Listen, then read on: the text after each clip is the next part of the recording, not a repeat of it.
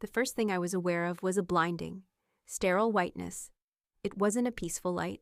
It was an aggressive, interrogating glare that seemed to scrub the world of all its color and warmth.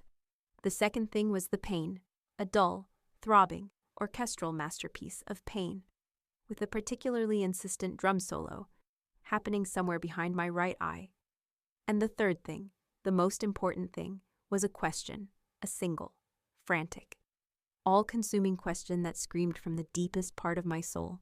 Where is Ethan? My voice didn't work. My limbs felt like they were pinned down by invisible weights. I tried to turn my head, but a fresh, sharp spike of pain shot through my neck. And I let out a sound that was less a word and more a pathetic, animal whimper. A face swam into my blurry vision, a kind, tired-looking woman in blue scrubs. A nurse. "Well, hello there, sleepyhead," she said, her voice soft. "Welcome back. You gave us all quite a scare." "Ethan," I managed to croak, my throat feeling like it was lined with sandpaper. The name was a prayer, a plea. The nurse's kind smile faltered for just a fraction of a second, replaced by a look of pity so profound it terrified me.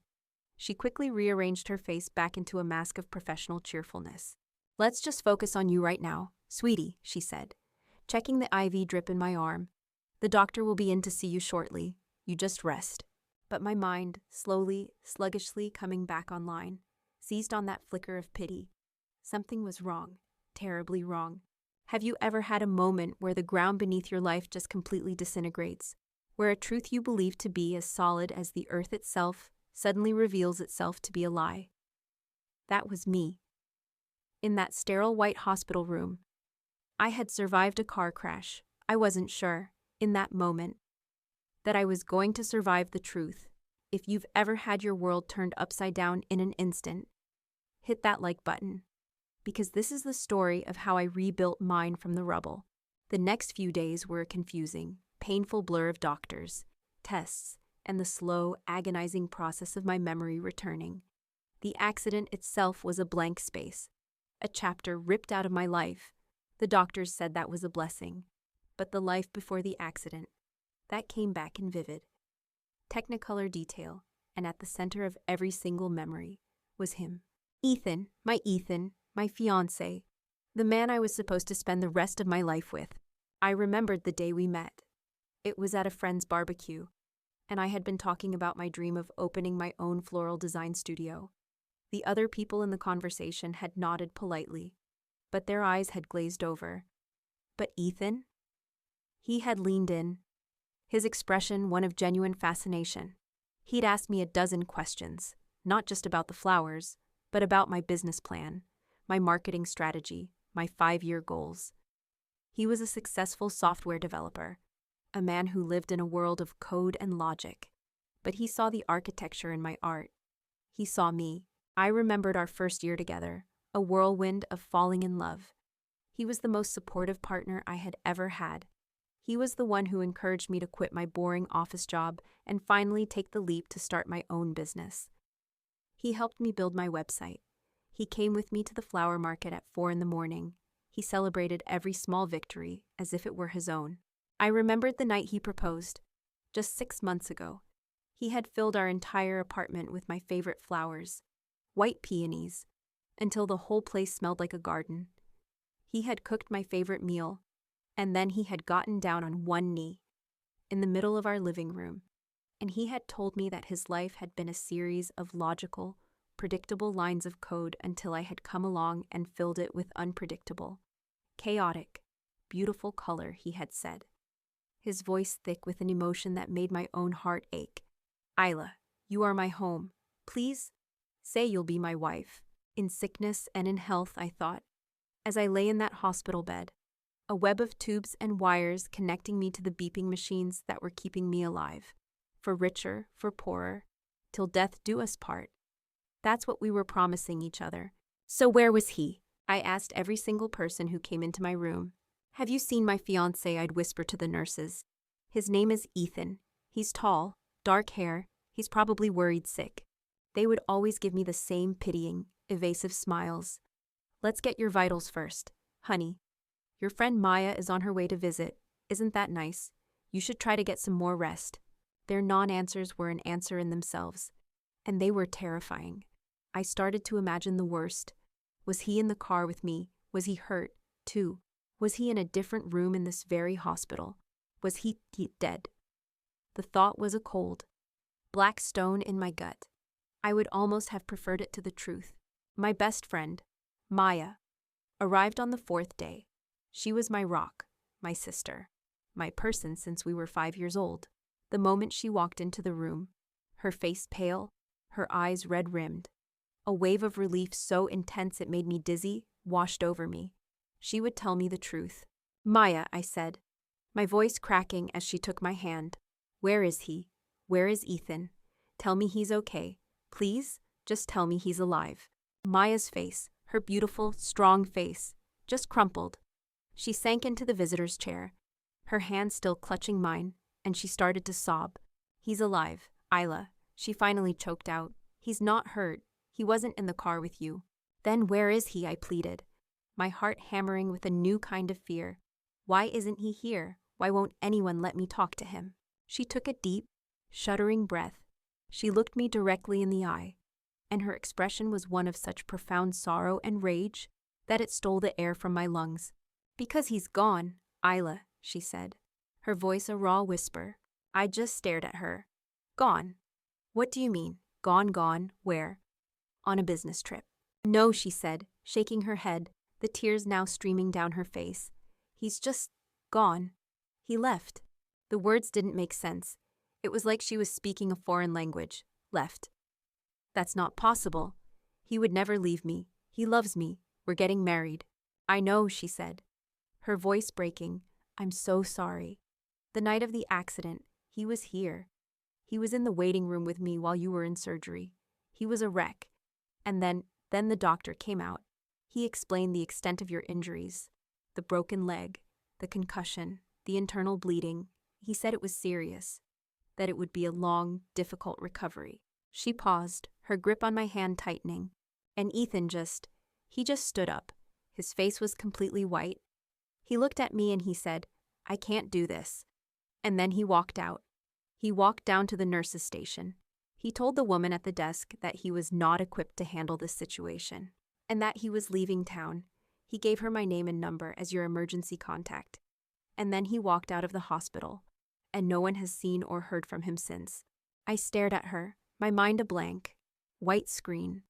The beeping of the heart monitor beside my bed was a steady, rhythmic confirmation of the lie I had been living. He had left me, my loving, supportive fiancé.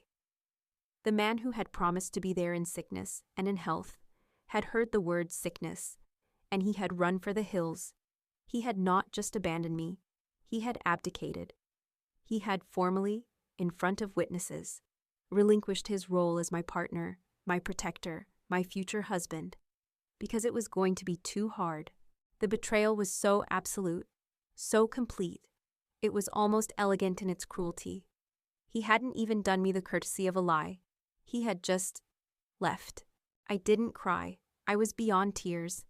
I felt a strange, cold, and terrible calm settle over me. The white room, which had been a place of confusion and pain, now felt like a tomb. It was the tomb of the woman I used to be, the naive, trusting woman who had believed in love stories. "He's a coward," I whispered.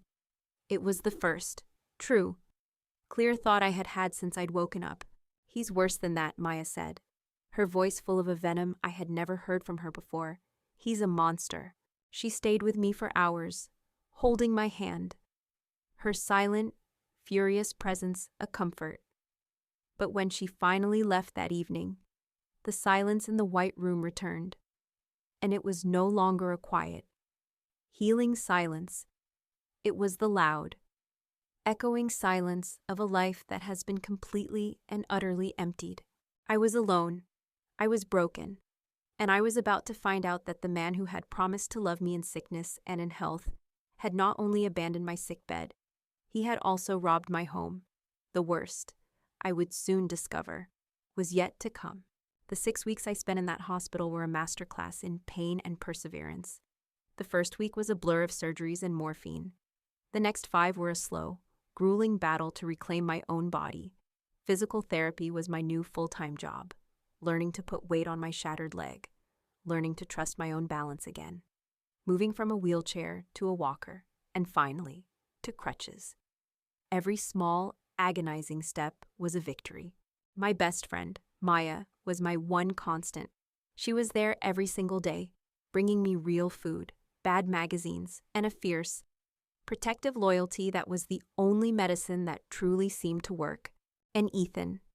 Ethan remained a ghost, a complete and total void. No phone calls, no text messages, no emails. He had vanished from the face of the earth, and from my life, as if he had never existed at all. The nurses would look at me with such profound pity. The doctors would ask gentle, probing questions about my support system at home. I had to deal with the practicalities of his abandonment from my hospital bed. I had to call our landlord and explain that the rent would be late. I had to call the utility companies and tell them not to shut off the power. Every call was a fresh wave of humiliation. Having to explain to a series of strangers that my fiancé, the man I was supposed to be building a life with, had disappeared in my hour of greatest need. The day I was finally discharged was bittersweet. I was leaving the sterile white room that had been my prison, but I was terrified of what I was going home to, the apartment we had shared. A place that had once been my sanctuary, now felt like a haunted house. How could I sleep in the bed we had shared? How could I drink coffee from the mugs we had picked out together? Maya came to pick me up, her car full of balloons and a determinedly cheerful smile. She helped me into the passenger seat, carefully arranging my cast on a pillow. "Ready to go home?" she asked, her voice a little too bright. "I guess," I said, my own voice a quiet whisper. As we drove, I noticed she was gripping the steering wheel so tightly her knuckles were white. There was a tension in her that I had never seen before. "Now, Isla," she began, her eyes fixed on the road. "When we get there, just be prepared. Things are a little different." A cold knot of dread formed in my stomach. Different? How did he come back while I was in the hospital? A tiny, pathetic flicker of hope ignited in my chest. Maybe he had come to his senses. Maybe he had come back to get the apartment ready for me. Maya was silent for a long moment. Then she said, her voice low and full of a rage she was trying to suppress, "Yes, Isla. He came back." She didn't say another word for the rest of the drive.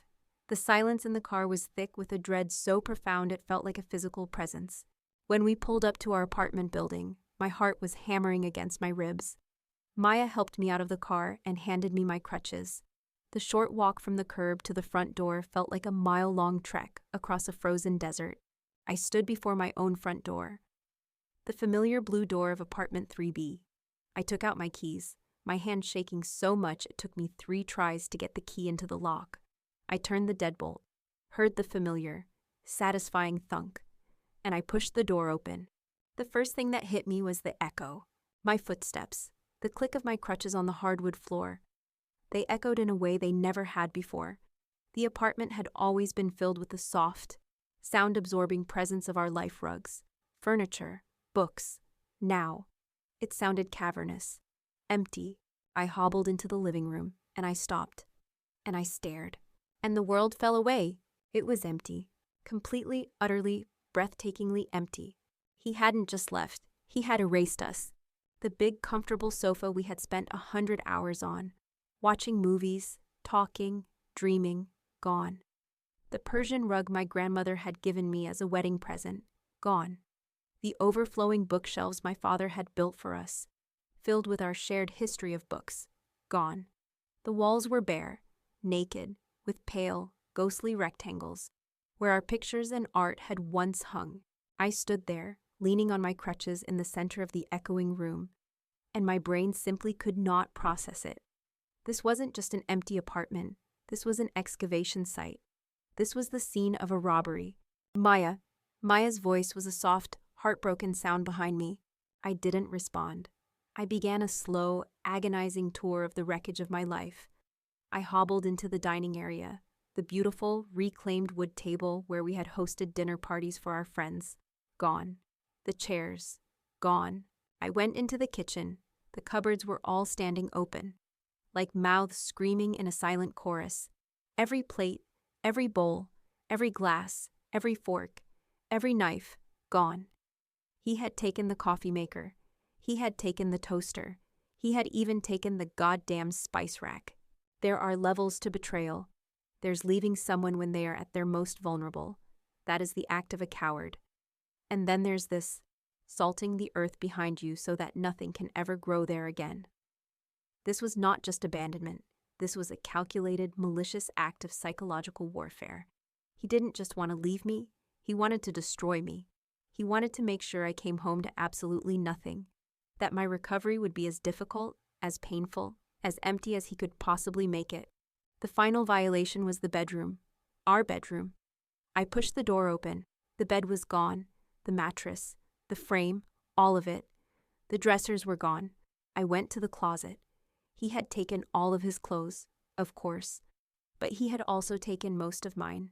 My favorite dresses, my expensive work suits, the shoes I loved. He had left behind a few old t-shirts and a pair of worn-out sneakers, as a final, petty insult. He had left nothing of himself, and he had taken almost everything of mine. I hobbled back out into the center of the empty living room. My eyes scanned the bare walls, the naked floors, and then I saw it. The one thing he had left behind. In the very center of the floor was a single, white envelope. My name was written on the front in his familiar, neat script. My hands were shaking as I picked it up. Maya tried to stop me. "Isla, don't," she said gently. "You don't have to read that." But I did. I had to. I had to see the words that accompanied this act of profound cruelty. I tore the envelope open. The note inside was short. It was not an apology. It was a justification. "Isla," it read. "I'm sorry it had to be this way. When the doctor told me how bad the accident was, how long your recovery would be, I knew I couldn't do it. It's not the life I signed up for. I need a clean break, a fresh start. I've taken what I felt was my fair share of our shared assets to help me with that fresh start. I consider us even. I wish you the best in your recovery." Ethan, my fair share. He had taken everything. The furniture my parents had given us, the rug my grandmother had passed down, the dishes we had received as engagement gifts. He had taken it all, and he had called it his fair share. "I wish you the best in your recovery." The final, polite, sociopathic twist of the knife. I read the note twice. The words just swam in front of my eyes. I looked around the empty, echoing room. The place I had called home, my future, my past, all of it. Gone. Erased. The strength that had been holding me up. The adrenaline. The shock. It all just dissolved. My crutches clattered to the floor. My knees gave out. And I collapsed onto the bare, hardwood floor of my empty apartment. And I began to sob. It was not the quiet, heartbroken sobbing of the hospital. It was a raw, ragged, animal sound of a soul being ripped in two. The pain was a physical thing, a crushing weight that made it impossible to breathe. Every dream I had ever had, every memory I had ever cherished, had been packed into a moving truck and stolen by the man I had promised to love forever. Maya was there, her arms around me, holding me as I fell apart, her own tears of rage and sympathy mixing with my own. I had hit absolute zero. I was a broken woman, in a broken body, in a broken home. I had nothing, no partner, no possessions, no future. He had taken everything of value, or so he thought. But as I lay there, sobbing on the floor, a tiny forgotten memory began to stir in the deepest, darkest corner of my mind. A memory of my other grandmother, my mother's mother. A memory of a dusty old painting. A memory of a promise. A secret that was hidden. Right now, somewhere inside the very walls that were echoing with the sound of my heart breaking. He had forgotten one thing, and it was the only thing that mattered. I lay on the cold, hardwood floor of my empty living room for what felt like an eternity. Maya sat beside me, her arms wrapped around my shaking shoulders. A silent, furious guardian against the crushing weight of the emptiness. The grief was a physical thing. It was a pressure in my chest that made it hard to breathe. A roaring in my ears that drowned out all other sound. My world had been reduced to this. A hollowed-out woman in a hollowed-out room in a hollowed-out life. Ethan hadn't just left me. He had tried to unwrite me. He had taken our shared life and meticulously deleted every trace of it. Every chair, every book, every coffee mug, as if to say, "You were nothing, we were nothing." He had left me with nothing but the echoes of a life that had been a lie. He thought he had taken everything of value. It was in that moment of absolute zero, when I was convinced I had nothing left, that a ghost walked into the room. It wasn't a real ghost. It was a memory, a whisper from the past. So faint at first, I almost missed it, but it grew stronger, clearer, cutting through the fog of my despair. It was the memory of another woman, a woman of quiet strength and hidden secrets. My grandmother. And with the memory of her came the memory of her last, most precious gift. Have you ever had a moment where you hit absolute rock bottom, where you think there is no way out, no hope left, and then you remember something, a secret you kept, a strength you forgot you had, a ghost in the wall? That was my moment. The moment I went from being a victim to being a treasure hunter. My eyes, which had been staring blankly at the floor, slowly lifted. They scanned the empty room, the bare walls, the nail holes like tiny, weeping wounds, and then my gaze landed on the wall of the short hallway leading to my study. There, hanging in the center of the wall, was a large, ornate, gilded mirror. It was the one piece of decor he had left behind, likely because it was too large and too heavy for him to bother with. He had bought it for me for my last birthday. He'd said it was so I could always see myself the way he saw me, like a queen. The irony was a bitter pill. But I wasn't seeing the mirror, I was seeing the wall behind it. And my heart, which had been a dead, heavy thing in my chest, gave a single, powerful, life-affirming lurch. The flashback hit me with the force of a tidal wave. I was 25 again, sitting in my grandmother's apartment a few weeks before she passed away. Her name was Eleanor, and she was my hero. She had been an art historian, a brilliant, sharp-witted woman with a passion for uncovering lost treasures. Her apartment smelled of old books, oil paints, and strong tea. It was my favorite place on earth. She was weak, propped up against the pillows in her bed, but her eyes were as sharp and as intelligent as ever. She directed me to the back of her closet, in the corner. "Isla," she'd said, her voice a reedy whisper, "behind the winter coats. There's a painting wrapped in brown paper. Bring it to me." I had brought it out. It was a medium-sized canvas, surprisingly heavy. When I unwrapped it, I was, I'll admit, a little underwhelmed. It was a portrait of a woman from the 19th century. She was stern-faced, dressed in dark, severe clothing, her expression joyless. The painting was technically competent but utterly lifeless. It was the kind of painting you see in a dusty antique shop for $50. "This is for you," my grandmother had said. "Oh, Grandma," I'd said, trying to sound grateful. "It's lovely." She had let out a weak, rattling laugh. "No, it isn't, child. It's a terrible painting, dreary and forgettable. That's why it's so perfect." She'd then patted the bed beside her. "Sit, let me tell you a story." She told me she had bought the painting 30 years ago at a dusty estate sale in the English countryside. She'd paid £10 for it, mostly because she felt sorry for the dour-looking woman in the portrait. She'd hung it in her study, and for years, it had just been there, a piece of unremarkable art. But one day, as the afternoon sun hit it at just the right angle, her expert eye had caught something, a tiny crack in the dark. Heavy paint of the woman's dress had revealed a flash of something impossible underneath a fleck of brilliant, iridescent, turquoise blue. It was a color that had no business being on that painting, she'd explained, her eyes alight with the memory of the hunt. It was the color of a Mediterranean sky. It was the color of a post-impressionist palette. Intrigued, she had taken the painting to a friend, a museum conservator, and they had had it secretly x-rayed. And what they found underneath the dreary, forgettable portrait was a ghost, a hidden masterpiece. It was a small, vibrant, light-filled beach scene, with laughing women and colorful umbrellas. And in the bottom right corner, hidden beneath a layer of brown Victorian paint, was a faint, almost invisible signature, the signature of a famous, beloved French Impressionist painter, A woman whose work sold for millions. The painting, a study for one of her larger, more famous works, had been considered lost for over a century. The dreary portrait had been painted over it, likely by a prudish descendant who found the beach scene too frivolous. "It's worth a fortune," Ela, my grandmother, had whispered, her eyes intense. "A life-changing amount of money."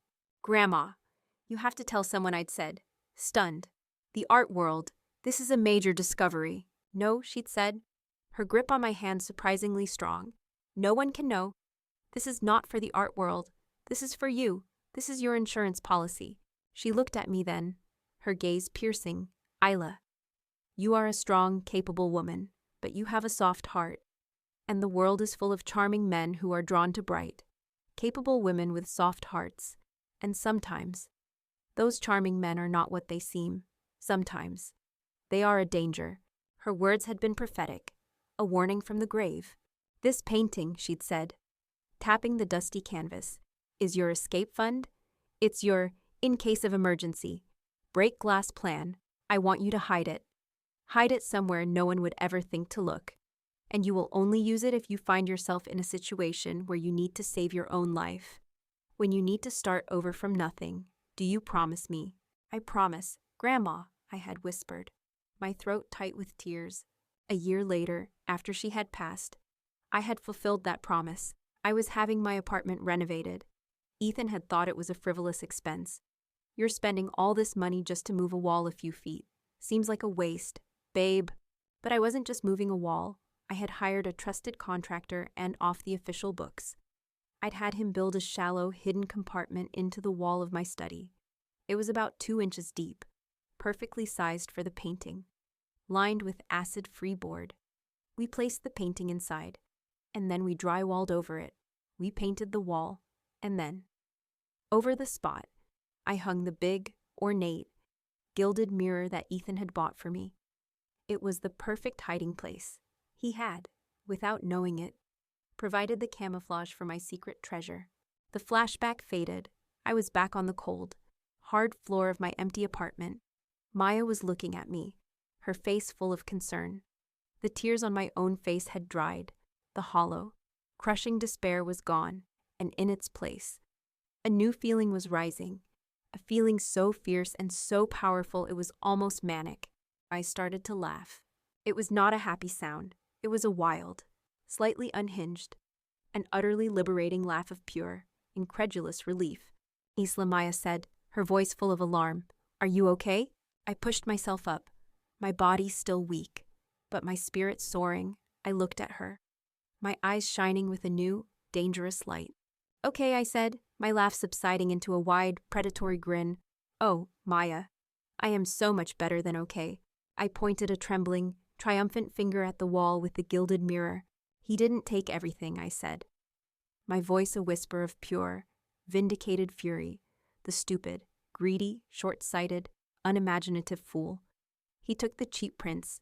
He took the posters. He took the furniture. He even took the damn light bulbs. But he forgot about the one thing in this entire apartment that was actually priceless." Maya just stared at me, then at the wall, her expression one of complete confusion. "What are you talking about? What's behind the mirror?" I got to my feet. Using the wall for support, I hobbled over to the small hall closet where I knew my old toolbox was. One of the few, unglamorous things Ethan had deigned to leave behind. I rummaged inside, my hands searching for the right tool. I found it, a sturdy, heavy-duty crowbar. I walked back into the living room, the crowbar in my hand. Maya's eyes went wide. "Isla, what are you doing?" I looked at the gilded mirror, the last remnant of him, the last symbol of the beautiful lie he had sold me. "I'm starting my own renovation," I said, my smile a sharp, dangerous thing. "It's time to break down a wall to rebuild my life." And I lifted the crowbar. The laugh that had bubbled up from the depths of my despair was a wild, foreign sound in the echoing emptiness of my apartment. It was the sound of a paradigm shift, the sound of the world cracking open and revealing a new, unbelievable possibility. Maya stared at me, her face a mask of worried confusion. "Isla, what is it? What are you talking about? What's behind the mirror?" "Everything," I whispered, my laugh subsiding into a grin so wide it hurt my face. He left me everything. I hobbled to the hall closet. My crutches thumping a determined rhythm on the bare floor, I threw the door open. Behind a stack of old towels was my father's old, red metal toolbox, one of the few utilitarian things Ethan had deemed unworthy of stealing. I rummaged inside, my hands searching past wrenches and screwdrivers until my fingers closed around the familiar, heavy-duty steel of a pry bar. "You're scaring me," Maya said, following me as I hobbled back to the hallway. "Don't be scared," I said, my voice full of a giddy, dangerous energy I hadn't felt in years. "Be excited. You're about to witness an archaeological dig." I stood before the large, ornate mirror, the last vestige of Ethan's taste in my home. "He bought me this because he said I deserved to be surrounded by beautiful things," I said with a sneer. "The irony is, he used it to hide the most beautiful thing in this entire apartment." With Maya's help steadying me, I wedged the tip of the pry bar into the thin space between the gilded frame and the wall. It took a few tries, my movements clumsy with the cast on my leg. But finally, the pry bar found purchase. With a groan of protesting plaster and a screech of old nails, the mirror pulled away from the wall. We carefully lowered it to the floor. Behind it, there was nothing, just a smooth, unremarkable stretch of painted drywall. Maya looked from the wall to me, her expression baffled. "I don't get it." "Exactly," I said. "Neither did he." I handed her the pry bar. "Okay, now for the fun part. Find the seam. It's about 2 feet from the floor." She ran her hands along the wall, and then her fingers stopped. "Here," she said. "There's a faint line." "That's our door," I said. "Pry it open." She wedged the bar into the hairline crack and pulled. A large, square section of drywall, about 3 feet by 3 feet, pulled away with a dusty sigh, revealing a dark, shallow cavity inside the wall. And nestled inside that cavity, wrapped in thick, brown butcher paper and tied with twine, was a rectangular object. My heart was hammering, my hands were shaking. With a reverence I hadn't felt since I last held my grandmother's hand, I reached into the wall and carefully, gently, lifted the package out. It was light, but it felt as heavy as a gravestone. We unwrapped it on the floor, the brown paper crinkling, releasing a faint dusty smell of old canvas and time. And there it was, the dreary, forgettable portrait of the stern-faced Victorian woman, staring back at us with her dead, judgmental eyes. My grandmother's secret, my insurance policy, my escape fund. The next morning, I began my new life. The first step was to find Dr. Alistair Finch. I remembered my grandmother mentioning his name, the museum conservator who had helped her with the initial x-rays. I found her old, leather-bound address book, a relic Ethan had, thankfully, found too boring to steal, and there he was, his name and number written in her elegant, looping script. I made the call, my heart pounding. An older man with a kind, scholarly voice answered. "Dr. Finch," I began, my voice hesitant. "My name is Isla Vance. You wouldn't know me, but you knew my grandmother, Eleanor Vance." There was a warm chuckle on the other end of the line. Eleanor, of course. I knew Eleanor, a brilliant woman, one of the sharpest eyes in the business. "It's been years since she passed. How can I help you, my dear?" I explained, in vague terms, that I had inherited a piece of art from her, a piece with a complicated history, and that she had suggested I speak to him if I ever needed it authenticated. He agreed to see me immediately. His conservation lab was a quiet, sun-filled space at the back of the city's main art museum. It smelled of linseed oil and old paper, a scent that was instantly comforting. Dr. Finch was a small, bird-like man with a shock of white hair and bright, curious eyes behind a pair of thick spectacles. He looked at the dreary portrait I had brought, still wrapped in its brown paper. "Ah, yes," he said, a nostalgic smile on his face. "I remember this one. The stern lady, your grandmother called her. She always did have a flair for the dramatic." He looked at me, his expression turning serious. "She told you the story, I presume." "She did," I said. "And you believe her?" he asked, his eyes sharp. "I believe my grandmother was the smartest woman I have ever known," I replied simply. He nodded, satisfied. She was indeed. Well, let's see if her famous eye was as good as she claimed. The technology has improved significantly since we last looked at this old girl 30 years ago. For the next few hours, I was given a private masterclass in the science of art conservation. It was a fascinating, nerve-wracking process. Dr. Finch was a meticulous and passionate scientist. He examined the painting under a microscope, pointing out the tiny, almost invisible cracks in the top layer of paint, a pattern he called craquelure. "See here," he said, pointing to a spot on the dark dress. "The cracks on the brown paint are wider, more brittle, typical for a bitumen-based pigment from the late 19th century. But look deeper. In the fissure itself, do you see that tiny network of much finer cracks? That's a different kind of paint underneath, a different age, a different hand." He took a minuscule sample of the paint, no bigger than a grain of sand, and placed it under a high-powered spectrometer to analyze its chemical composition. But the real moment of truth came when he placed the painting on an easel in front of a large, intimidating-looking machine. "This is an infrared reflectography camera," he explained. "It sends out infrared light, which can penetrate the top layers of paint. Different pigments absorb or reflect the light differently if there is an underdrawing or a completely different painting underneath. This camera will see it." He turned on the machine. On a large computer monitor next to it, a black and white image of the dour portrait appeared. Then, Dr. Finch began to adjust the settings, filtering out the wavelengths of the top layer of paint. And slowly, magically, the ghost in the wall began to appear.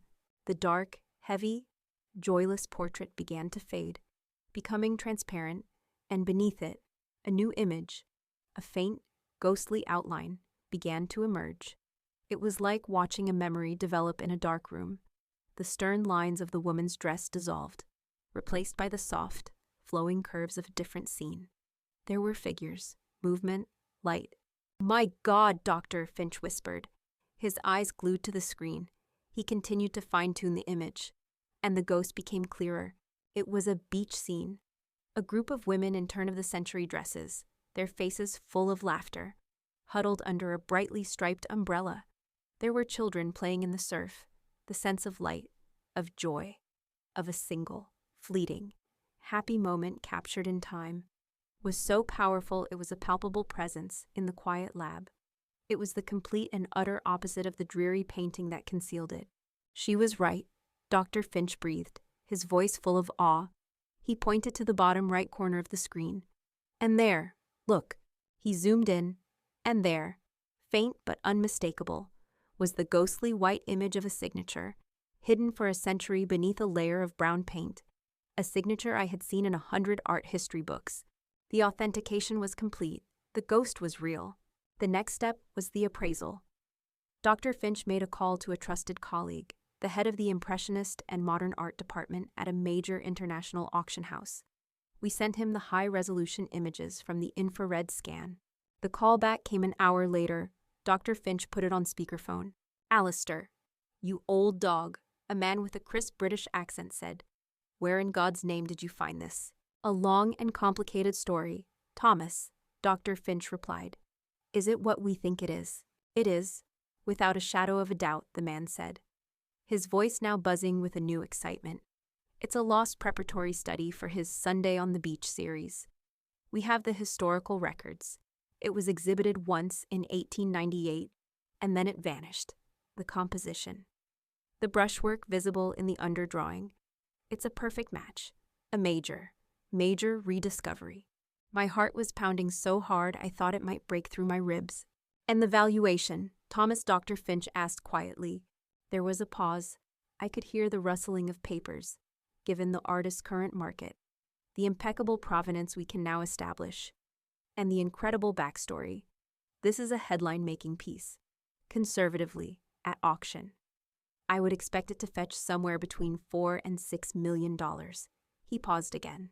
"And frankly, Alistair, I think that's a low estimate. This story is just too good. It could go for much more. $4 to $6 million. The number didn't feel real. I just sat there, my mind a blank, white canvas. Maya, who had been sitting silently beside me this whole time, just reached out and squeezed my hand, her own eyes wide with disbelief. "So, Ms. Vance," Dr. Finch said gently, After he had hung up with his colleague, "It seems your grandmother left you a very significant legacy indeed. The question is, what do you intend to do with it?" My mind, which had been blank, was suddenly terrifyingly clear. I thought of the empty apartment. I thought of Ethan's cruel, cowardly note. I thought of his new life, a life he was building with the proceeds from selling my possessions, from selling our shared history. My grandmother had told me to use this painting to save my own life, to start over from nothing, and I would, but I would do more than that. "I'm selling it," I said, my voice clear and strong.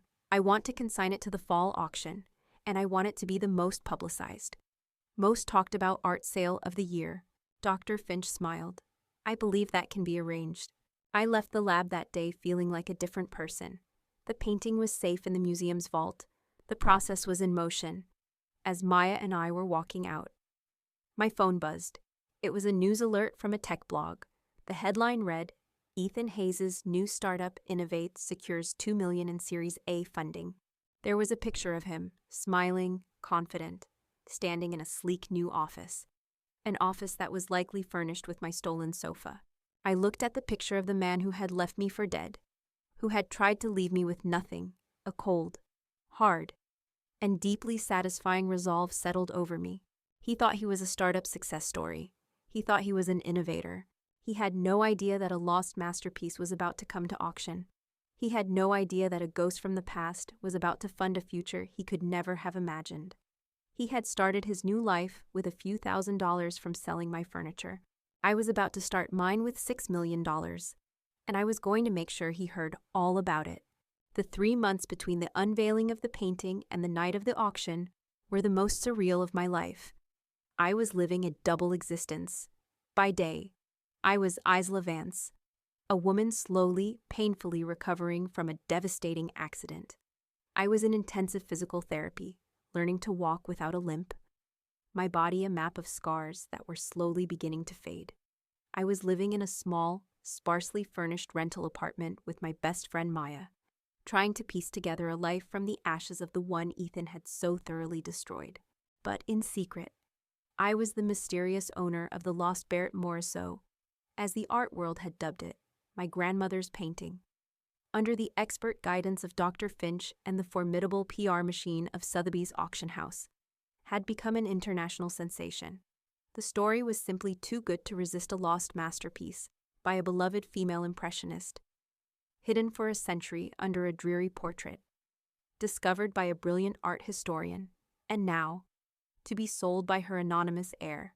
Articles appeared in the New York Times, the Wall Street Journal, and every major art publication in the world.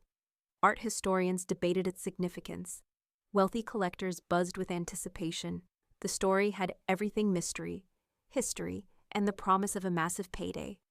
I would read these articles on my phone, sitting on my second-hand sofa, and laugh.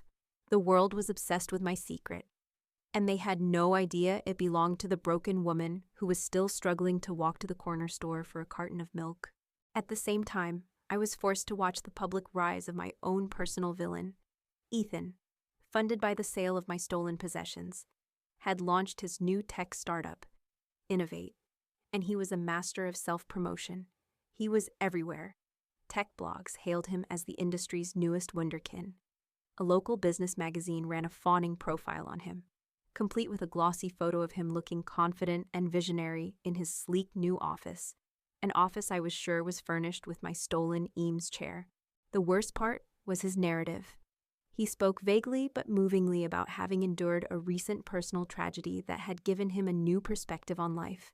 He talked about the importance of resilience, of bouncing back from adversity, of building something new from the rubble of the past. He was using a twisted, sanitized version of my accident, my pain, as the heroic origin story for his new venture. He was profiting off my tragedy twice first, by selling my things, and now, by selling the story of my suffering. I would read these articles and feel a rage so pure it was a physical force, but I held my tongue. I stayed silent. My revenge would not be a screaming match or an angry blog post. My revenge was scheduled for a Tuesday night in November. At the Sotheby's fall auction, it would be quiet, it would be elegant, and it would be absolute. The night of the auction felt like a dream, Maya and I, along with Dr. Finch, were not on the main floor. Sotheby's had provided us with a private skybox overlooking the auction room. It was a small, plush room with a one-way mirror, allowing us to see the entire spectacle without being seen ourselves. We were ghosts, watching the world fight over our secret. The main auction room below was a glittering sea of wealth and power. I saw celebrities, famous art collectors, and powerful CEOs. The air was electric with tension and money. Our painting was the star of the evening. Lot number 32, as the auctioneer, a man with a silver gavel and a hypnotic British accent, began to introduce the piece. A hush fell over the room. "And now, ladies and gentlemen," he said, his voice resonating through the silent hall, "we come to a truly extraordinary piece. Lot 32, the lost study for Berthe Morisot's La Plage à Midi. A masterpiece of Impressionism, hidden from the world for over a century. Its existence a secret known only to the remarkable art historian who discovered it. Tonight, her family offers the world a chance to bring this ghost back into the light. A massive, high-definition image of the painting, the real painting." The joyful beach scene was displayed on the screens around the room. It was beautiful. It was full of life and light, and it was mine. The bidding for this magnificent, historically significant piece begins at $2 million. The auctioneer announced. My heart hammered. $2 million, just to start. A hand shot up in the front row. $2 million, the auctioneer acknowledged. I have $2,500,000 on the phone, he said, gesturing to the bank of elegantly dressed women on the side of the room, all speaking quietly into headsets. $3 million, from the gentleman in the back. $3,500,000 on the phone. $4 million in the room. The numbers began to climb with a speed that made me feel dizzy. It was a tennis match. The bids flying back and forth between the wealthy collectors in the room and the anonymous, even wealthier collectors on the phone lines from London, Hong Kong, and Dubai. 5 million, 6 million, 7 million. We had soared past the high estimate. Dr. Finch was gripping the arm of his chair, his knuckles white. Maya was squeezing my hand so tightly I thought my fingers might break. I just watched, my mind a quiet, calm center in the middle of a hurricane of money. $8 million on the phone, the auctioneer said, his voice now full of a new, excited energy. Do I have $8,500,000? A man in the third row raised his paddle. $8,500,000. $9 million on the phone. $9,500,000 in the room. $10 million, the voice from the phone bank said, calm and clear. A collective gasp went through the room. The $10 million mark had been breached. The man in the third row shook his head, defeated. It was now just a battle between two anonymous bidders on the phone. I have $10 million on the phone. Do I have $10,500,000? The auctioneer asked, his eyes scanning the room. The other phone banks were silent. He turned his attention back to the first phone. $10 million. A masterpiece of Impressionism. A piece of history, selling at $10 million. Fair warning. Then, he raised his silver gavel. Sold, he cried, his gavel coming down with a sharp, final crack that echoed through the silent room, for $10 million. The room erupted in applause. $10 million. I didn't cry. I didn't scream. I just let out a long, shuddering breath. A breath I had been holding for my entire life. My grandmother's secret, my insurance policy, had just become a reality so immense, so powerful. It was hard to comprehend. In the private room, Maya was screaming with joy, jumping up and down and hugging me. Dr. Finch was wiping a tear from his eye, a look of profound, vicarious pride on his face. And I just sat there, watching the chaos, a small, quiet smile on my face. But my plan wasn't finished yet. There was one final act, as part of our PR strategy, which I had carefully crafted with the auction house. They had agreed to release the name of the consignor to the press immediately after the sale. They saw it as the perfect human interest capstone to an already incredible story.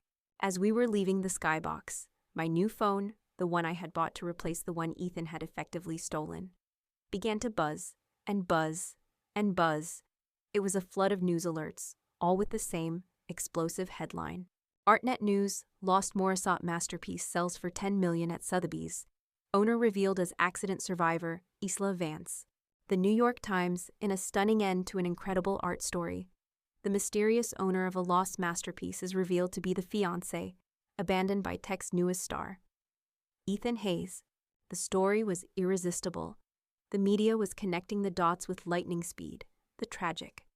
Abandoned fiancé from the business profiles on Ethan, the mysterious, lucky heir of a priceless painting. They were the same person. I could almost picture the scene. Ethan would be at some celebratory dinner, basking in the glory of his new funding, his new company, his new life. He would be on top of the world.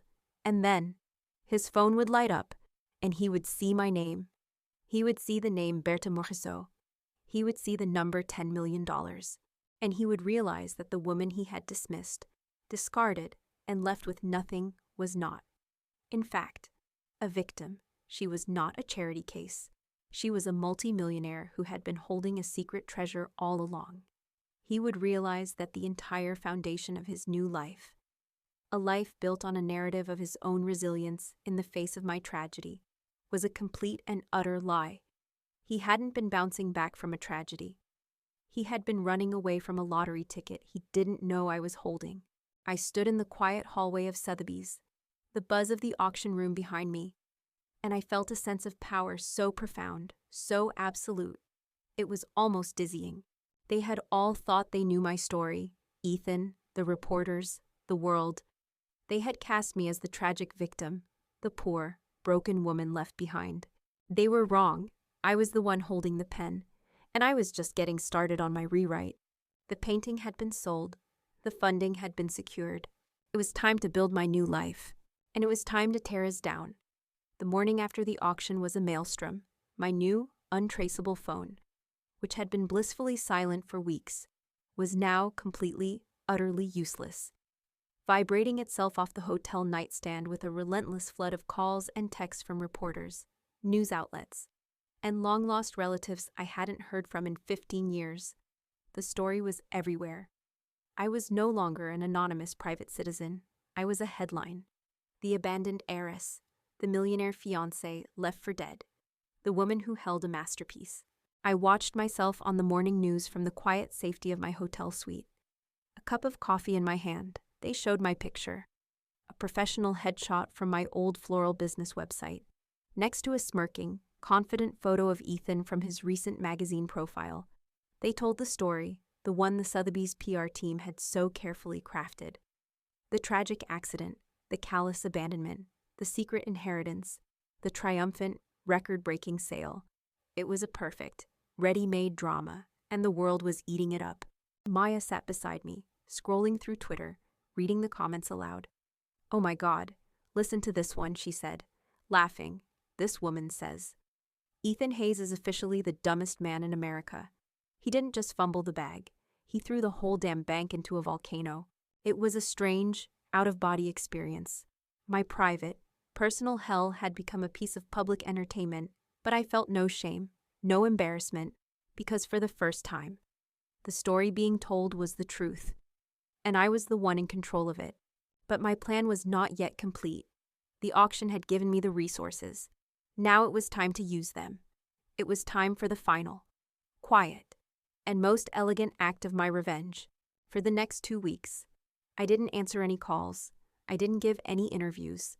I hired a team, a new lawyer, a new financial advisor, a new publicist, and I gave them one simple directive: find the biggest, most promising, and most underfunded direct competitor to Ethan's precious startup, Innovate. They found them in less than a day. A small, brilliant company out of Austin called Next Gen Dynamics. They had a superior software platform, a more innovative design. But they had been struggling for a year to secure their second round of funding. They were a better company, on the brink of failure due to a lack of capital. They were perfect. I did not approach them myself. My new financial advisor, a shark named Mr. Sterling, made the call on behalf of an anonymous private investor. He offered them a deal they couldn't refuse: a $3 million cash injection, a figure that dwarfed Ethan's Series A funding in exchange for a significant, but non-controlling, equity stake. I didn't want to run their company. I just wanted to fuel it. I wanted to give them the resources they needed to crush their competition.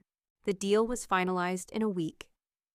$3 million of my grandmother's legacy, of the money I had received from the sale of her secret treasure, was anonymously wired to Ethan's biggest rival. Ethan had built his company on the few $1,000s he got from selling my stolen furniture.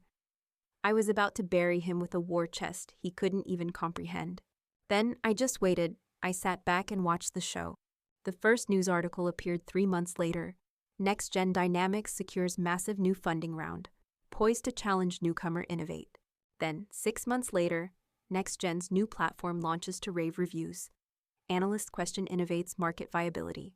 And finally, almost exactly a year to the day after my auction, the final headline appeared on the same tech blog that had once praised Ethan as a wunderkind. Innovate shuts down. A cautionary tale of a startup that burned too bright, too fast. The article detailed the company's collapse, its inability to compete with Next Gen's superior, better-funded technology. It mentioned that the founder, Ethan Hayes, had lost everything. He was a failure. His brilliant, heroic story had ended in a quiet, humiliating bankruptcy. He sent me one last email. A few days after the news broke, it somehow got through my spam filters. It was a long, rambling, pathetic screed. He blamed me. He blamed the unfairness of the market. He blamed his investors. He called me a vindictive, cruel monster who had used my lucky break to destroy him. I read the email, and then I deleted it without a reply. His chapter in my life was over. I had already turned the page. My life now is quiet, it is peaceful, and it is entirely my own. I bought a home, a beautiful brownstone in Brooklyn with a small, private garden in the back. It took me a year to furnish it.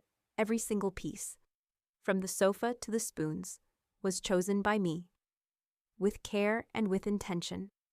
It is a space filled with art, not just expensive art, but pieces from young, emerging artists I have discovered. It is a space filled with books and with flowers, which I now arrange just for myself. It is not a gilded cage. It is a sanctuary, and it is a home built from a masterpiece. My physical recovery is complete. The limp is gone. The scars have faded, but the emotional scars, I know, will always be a part of me. They are not ugly, though they are a reminder of what I survived. I did not keep all the money. I used a significant portion of it to establish the Eleanor Vance Foundation for Art Discovery. It provides grants to art history graduate students and funds for museums to perform the technical analysis, the X-rays, the infrared scans on their existing collections, to search for other hidden treasures, other ghosts in the walls. It is my tribute to my grandmother, a way of carrying on her legacy of seeing the hidden value in things the world has overlooked. I have not seen Jax again. Our meeting that night was a strange, miraculous, and perfect intersection of our two very different lives. He was a catalyst. He didn't rescue me from my life, but he rescued me in a single, critical moment, giving me the clarity and the strength I needed to rescue myself. He held the door open. I was the one who had to have the courage to walk through it. His business card still sits in a small, silver box on my desk, a reminder that strength comes in many forms, and that some people, no matter how much time has passed, will always have your back. Ethan thought he was leaving me with nothing, but what he really did was leave me with a blank canvas. His betrayal, as devastating as it was the act that forced me to break down the wall and find the priceless, powerful, and beautiful treasure that had been hidden there all along. He thought he was erasing me, but he was just clearing the space I needed to create my own masterpiece. So, thank you for listening to my story. It was a hard one to tell, but it's mine, and I am finally the one in control of the narrative. If you have ever felt broken, or abandoned, or like your entire life has been emptied out, I want you to remember this, sometimes. You have to be brought to absolute zero to realize what you're truly made of. Everyone has a hidden masterpiece inside them, a secret strength they don't even know they possess, waiting for the right moment to be unveiled. Find your masterpiece. Trust your own value, even when the world, or the people you love, try to tell you you're worthless. Hit that subscribe button if you believe in the power of a fresh start. And remember, when someone empties your life, they are just giving you a blank canvas. It is up to you, and you alone, to pick up the brush and paint a new, more beautiful future.